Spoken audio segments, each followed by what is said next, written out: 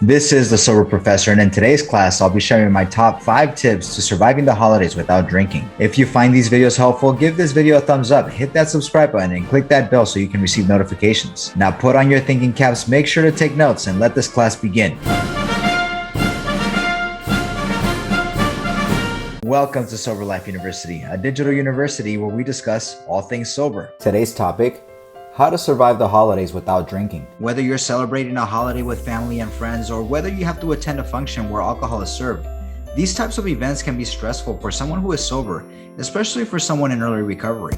This can be particularly difficult for someone who is not openly sober around others, and can cause awkward moments of discomfort not knowing how to explain why you are not drinking. When I first got sober, I didn't want anyone to know that I had a problem with drinking. And I remember feeling stressed out just thinking of having to attend an event where alcohol was served. I didn't know how to explain to my friends and colleagues that had known me as a social drinker why I wasn't drinking anymore. And I felt awkward and left out as I saw everybody else around me drinking. I had to battle through the temptations and my alcoholic thinking that maybe I could have just one, or that this time I might be able to control my drinking. This resulted in me losing my sober streak and relapsing many times, telling myself, well, nothing bad happened this time, maybe I can drink casually again. This, of course, would only last a short while before I would find myself drinking excessively again and experiencing embarrassing moments, blackouts, and other consequences. When I finally committed to sobriety and truly desired to stay sober, I began to gain more confidence in my ability to stay sober,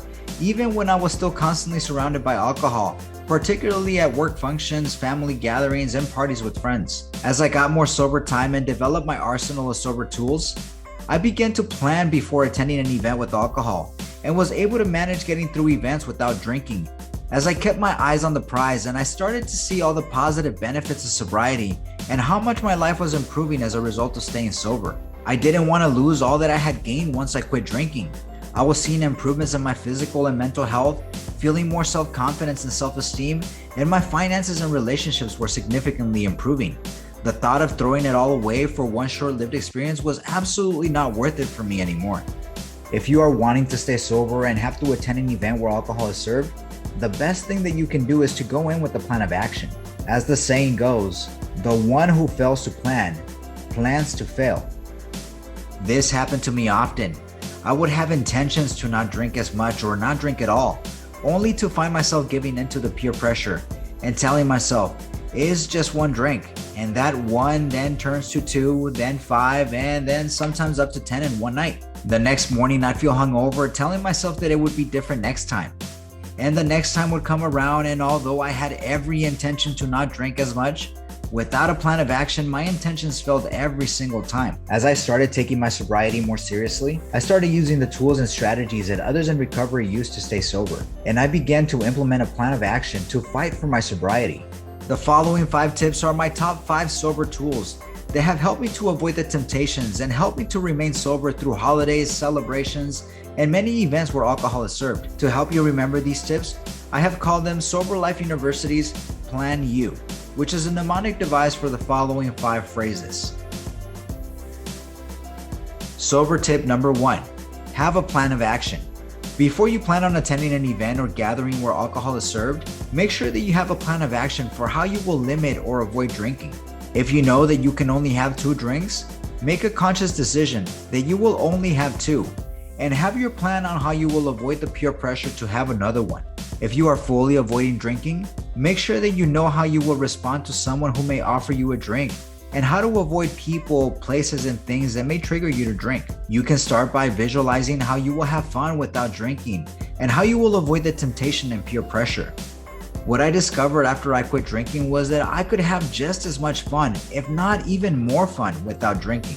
I had my same personality and interest in entertainment and music to dance the night away or enjoy spending time with friends at a home gathering. The best part now was that I no longer had to deal with a hangover and remember the whole night by sticking to my plan of action to stay sober. Sharing your plan with a trusted friend or support group will help with accountability and strategizing the best course of action for potential hindrances to your sobriety. This may be particularly helpful during the holidays where you may be traveling to visit loved ones and may be away from your recovery support network. You should think through all the things that you will do to ensure that you are setting yourself up for success and stay sober during a holiday trip. This can include things such as planning to book a hotel or finding a safe place to stay should you feel uncomfortable as people drink late into the night. Part of your plan of action should include an exit plan as to how you will safely leave a gathering or event should you feel tempted to drink or an uncomfortable situation arises. Have a plan as to how you will exit the function and be in control of how you can change your environment and find a safe place for you to remain sober. When I first got sober and I had to attend work functions where alcohol was served, I would have a plan as to how long I would stay at the event and how I would exit if I felt uncomfortable or felt tempted to drink. When I would attend gatherings with friends, I would make sure that I would drive myself or be ready to take an Uber without having to stay longer than I was planning to, or leave whenever I felt tempted or uncomfortable. Planning out the details of your transportation and your exit plan will only ensure that you are successful at staying committed to your plan and staying sober. Before attending these events and functions, remind yourself why it is that you're going. Gatherings are about building relationships, and alcohol is not necessary to build lasting memories and experiences with others. Be intentional on how you will spend time during these functions and connect over other shared experiences that will allow you to enjoy your time with loved ones without having to drink. If at any moment you should feel uncomfortable, by having your plan of action ahead of time, you'll already know what to do to ensure that you make your exit and change your setting to a safe and secure place, and avoid impulsive decisions that may lead you to drink. Sober tip number 2, use your lifeline. Phone a sober friend. A support network is such an essential part of maintaining a sober life. Whether that may be a trusted relative or friend, or someone from a recovery program. Having someone to reach out to and talk through potential scenarios will only increase your ability to successfully execute your plan of action. This should be an essential part of your plan before attending an event or function where alcohol is served. This trusted individual can help with accountability and help you stick to your plan by reminding you why it is that you're doing this and giving you the encouragement and support to remain sober. If this individual can attend the event with you, you can discuss potential triggers and how to avoid them. You can let them know how they can be supportive of your plan by either helping you avoid people, places, or things that may trigger you to want to drink, or be an integral part of your exit strategy. If this supportive individual cannot be present with you at these events or functions, let them know how they can support your plan of action by talking about it beforehand. Recovery programs promote this strategy through sponsorship by having someone who has longer periods of sobriety serve as a mentor or guide to help someone newer in recovery. Talking regularly with someone who has been in your position in early recovery can give you firsthand insight as to how they did it and serve as a thought partner to help you navigate difficult situations. When I first got sober, I was so riddled with anxiety, not knowing how to go to events and gatherings without drinking. When I could, I would invite a sober friend with me and help me stay accountable and have another sober person to talk through throughout the night. Other times, I would let someone know that I was attending an event and my concerns and situations that might arise, and ask them to check in with me via text throughout the night. During the holidays, many of us in the recovery community find ourselves connected via group text, where we check in with each other to see how we're navigating the night and dealing with family dynamics. We encourage one another to stay strong, and we remind each other of the reason why we got sober in the first place. Identify who that trusted individual is for you and how they can help you stick to your plan of action. If you don't have someone that can serve as your lifeline, I encourage you to find a local recovery meeting or support group, either in person or online. During all major holidays, there are many recovery meetings that take place 24 hours around the clock. Recognizing that many individuals may be isolated or highly tempted to drink or use during the holidays. Sober tip number 3, always be prepared. This tip builds on the first 2 tips to ensure that you stay on your plan of action. If you are attending a function or event where there may be uncomfortable situations, think through the potential scenarios and how you would manage those situations beforehand. This is where having your sober lifeline friend would be helpful to help you workshop through these scenarios. Think through all the details of the event, from location, how long you'll stay, and your transportation. Think through potential uncomfortable questions and what kind of response you could give. And think through your exit plan and how you will get home safely. When I first got sober, I kept my drinking problem and recovery a secret from my friends, family, and colleagues. I was so ashamed I had become an alcoholic, and I didn't want anyone to know. I didn't know how to explain to friends and colleagues that had often seen me drinking how I couldn't drink anymore, and didn't want to explain the details regarding my condition. I asked people in recovery programs how they would approach these questions.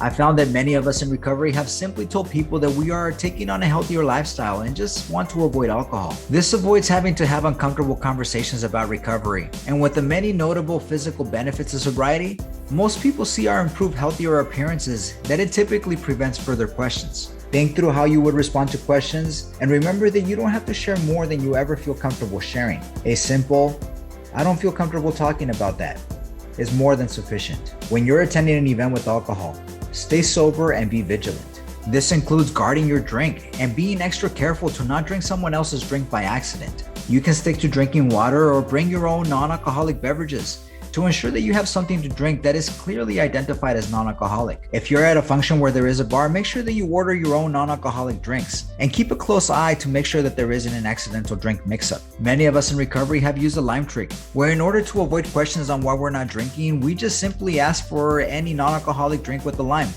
This helps give the appearance of a drink. When I had to attend a work function with alcohol, I would arrive earlier to talk to the bartender or server on the side, asking them not to serve me alcohol and asking about their non-alcoholic options. Be prepared for all potential situations in which alcohol may be offered, such as with a toast or with people ordering drinks for the group. If there's an instance where you feel pressured by the group, remember that a simple, "No thank you, I don't feel like drinking," is more than sufficient.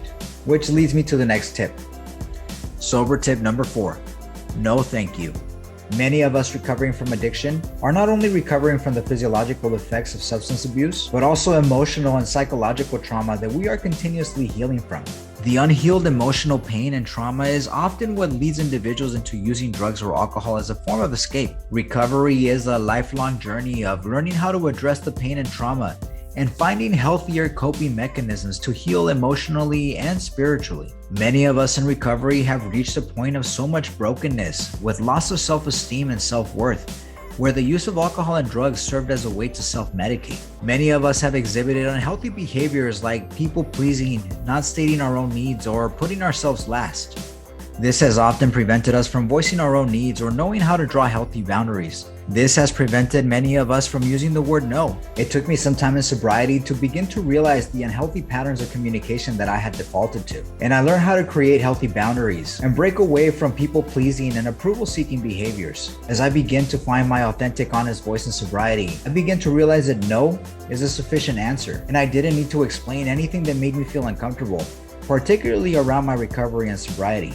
I used to overcommit and overextend myself to do things others asked of me without me really wanting to, but feeling pressured that I had to say yes in order to feel validated and liked by others. In sobriety, I learned how to draw boundaries and began to politely decline from activities that were not beneficial to my sobriety and my well-being. This is why I call this tip simply the no thank you. If you feel pressured to attend an event or function that you know will not be beneficial to your sobriety, a polite no thank you is all that you need. There is no need to explain your sobriety or recovery journey, nor give details that you do not feel comfortable sharing. Those who are truly caring about your well-being will not pressure you into doing things that you do not want to do, and will be supportive of your recovery journey and decision to make changes in your life. Those that only continue to pressure you to fall back to old behaviors won't be beneficial to your plan of action, nor your sobriety in general. You can check out this video where I talk about how to cut ties with the people, places, and things that hinder your sobriety. The same goes that if you're at an event or a function and someone offers you a drink, a simple no thank you is all you need to say. If they ask you why you're not drinking, you don't have to explain your reasoning to anyone. A simple, "I don't feel like drinking tonight," is more than sufficient. This may be easier said than done. It took me some time to learn this lesson. As I gained more self-confidence in my sobriety, I've learned to closely protect my recovery and only disclose information to whom I choose to, and only when I feel comfortable. I've heard this in recovery meetings that when someone continues to question why someone isn't drinking or pressuring someone else to drink, it is usually because that person is trying to hide their own problem drinking, and by seeing everyone else drinking excessively, it makes them feel normal. This was the case for me when I was actively drinking, where I surrounded myself with other people that drank as much as I did. When I'd encounter someone who didn't drink, I try to encourage them to drink, as I wanted everyone to drink on my level. I thought that if others drank as much as I did, it meant that I wasn't really an alcoholic. I was always surprised by individuals' abilities to not drink and still have fun. Once I stopped going to bars and nightclubs, I started meeting people from different hobbies like running groups, business seminars, and even strangers while traveling. I was surprised that when I would socialize with individuals outside of the bar scene, how I would not be pressured to drink, nor anyone would even ask why I wasn't drinking. Now that I've been sober for 4 years, I look back on the people that didn't drink when I was drinking, and realize just how much fun they were able to have. If people that you normally drank with see you not drinking anymore and still having fun, you never know who you may be inspiring. If someone continues to pressure you to drink, you may want to begin to execute an exit plan and talk to your sober lifeline friend on how to draw boundaries or cut ties with those individuals that may hinder your sobriety. And the last tip, sober tip number 5, you are worth it. Remember that what you are doing is brave and courageous. If you are watching this video, you're already taking action to pursue sobriety. And I hope that these tips will only add to your arsenal of sober tools. Remind yourself why you want to pursue sobriety and keep a reminder somewhere where you can see it daily. Whether that's a picture of loved ones or goals that you want to accomplish in your career, health, relationships, or finance. As you make your plan of action, look at that reminder for your sobriety and use it as your motivation to stick to your plan. As an additional incentive, come up with a reward for yourself for following through with your plan. This can be treating yourself to a nice meal, some self-care, or a gift to yourself. This will help you to remind yourself to celebrate your progress and accomplishments in maintaining sobriety. When I first got sober, I saved the money that I was spending on my drinking habit and started exploring new restaurants and hobbies. At certain milestones, I treat myself to a special gift. And the more that I save from cutting my habit, I began to take more sober vacations and travel to new destinations. For the first time, I was traveling without a hangover and remembered the entirety of my trip. These vacations and gifts to myself were additional motivation, and they served as a reminder of all the things that I am able to do now that I am sober. It keeps me focused on maintaining my sobriety and knowing that the life that I live now far exceeds the expectations I had while I was still drinking. Find the incentive that works for you and reward yourself for sticking to your plan. Journal your progress or share the experience with your sober lifeline friend. Remember that recovery and sobriety is a daily practice, and the more time in sobriety, the stronger you become at overcoming the temptations and developing the emotional sobriety that you deserve. Remember, your recovery is worth it. You are worth it. As a recap, these are the Plan You 5 tips to help you survive the holidays without drinking. Number 1, have a plan of action. Number 2, use your lifeline, phone a sober friend. Number 3, always be prepared. Number 4, no thank you. And number 5, you are worth it. Comment below and let me know which tips you found helpful or other tips that you have used to stay sober during the holidays. I read through all the comments and do live streams across the social media pages. Make sure you follow Sober Life U across the different platforms. If you found this video helpful and you think it could benefit others, give this video a thumbs up and click that subscribe button. These actions help the YouTube algorithm to suggest it to others who may be searching this topic. To make sure you don't miss a single lesson, click that bell icon to receive notifications with new videos. Thank you for enrolling in Sober Life University. Until next class, the Sober Professor, signing off.